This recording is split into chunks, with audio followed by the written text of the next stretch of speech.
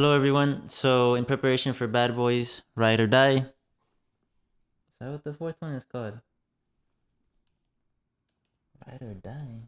Sounds like a Fast and Furious. In preparation for the upcoming film, I have watched Bad Boys, the first one. I had never seen this movie, and I'm very happy I did. This film is directed by Michael Bay. It's written by George Gallo, Michael Berry, and Jim Mullahand.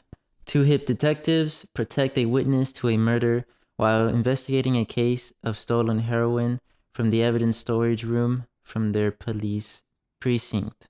Martin Lawrence plays Marcus. He's a married man, happy family. He's always thinking, happy wife, happy life. He's that type of guy. Mike Lowry, on the other hand, he's his partner. He's played by Will Smith, cool-headed, shoot first, ask questions later type of guy. Now, growing up, I was always a huge fan of Martin Lawrence. Some of my favorite films of his were Blue Streak, National Security. This guy always made me laugh. I don't know how I never got around to Bad Boys. With all of its hype, all of its gravitas or whatever. But man, it's a pretty funny movie. I think Will Smith and Martin Lawrence have such great chemistry on screen. You could just tell they were having such a blast making this film. And the comedic timing between both is so well executed. I think this is a role that kind of put Will Smith on the map, if I remember correctly. I might be wrong. Them too, and I have to give a special shout out to Joe Pantoliano. Man, the scenes between them three were so funny. The dialogue is great whenever they're on screen, and that just goes to show the film's amazing strength. This film did not have the budget that nowadays films have, 130 million, 120 million. If I remember correctly from the research I was doing, it had 19 million in budget, and the grossing sales was over 150 million, just over. And that just speaks for itself. The movie is a fun time. It's very entertaining. The comedic skits in here are hilarious. Actually, Michael Bay, when they were filming this film, he would have Martin Lawrence and Will Smith. They'd sit together at a table and, in a sense, rewrite or improvise dialogue that was on the script. If it wasn't good enough, Michael Bay didn't feel it was good enough, he really gave it to them two. And they just carried, man. They carried this film, and obviously it seems they've carried the franchise. They're going up into their fourth film, and just seeing the root of it, this first movie, I can see why. It's a fun time, entertaining. The action is good. Shaky cam, yes, and at times undigestible, especially in the final shootout. You don't really know what's going on or who's shooting at who, where the bullets are going and everything. That's a negative on the editing as well. I think the cuts were too quick, makes everything very distorted, jumbled up. And yes, obviously you do want a shootout scene to be distorted, but you want your audience to know what the heck's going on.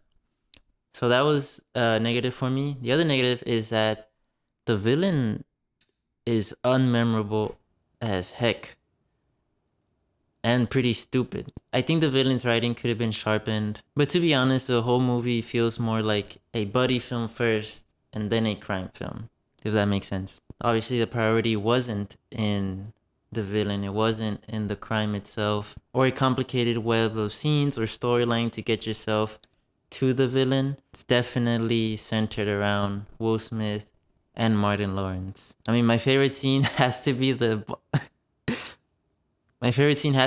basketball one. Captain Howard is so funny. I can't believe I hadn't seen this movie. The action scene towards the end, where they use a telephoto lens, which basically makes the image look very flat. It captures Will Smith and Martin Lawrence. The music is going crazy. That scene was pretty good.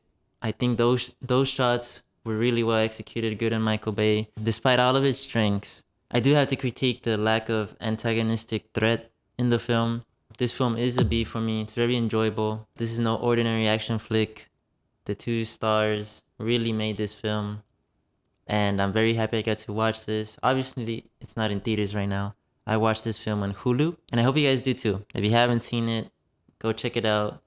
If you have seen it, go check it out again in preparation for the new film. This film is rated R. It has sexual innuendos. There's a scene where the two stars walk into a nightclub and there seems to be partial nudity, no full nudity that I saw. There's a certain scene during the start of the third act of the film where Marcus is in bed and there's a woman laying there next to him, but they don't do anything. There's strong language, a lot of cuss words, and while the violence in the action scenes is consistent, I wouldn't necessarily categorize it as graphic. I feel like it never pushed the boundaries of a PG-13 film per se. The most graphic, violent aspect of it, I would say, was a man burning towards the end of the film. Even then, that's really distorted and it's hard to make out what's happening. I'm excited to see the next films and then Bad Boys Ride or Die in the theaters. Go support it if that's what you guys like. I'm excited, man. I grew up watching Martin Lawrence. So here we go. Thank you guys so much for watching. Let me know what you thought.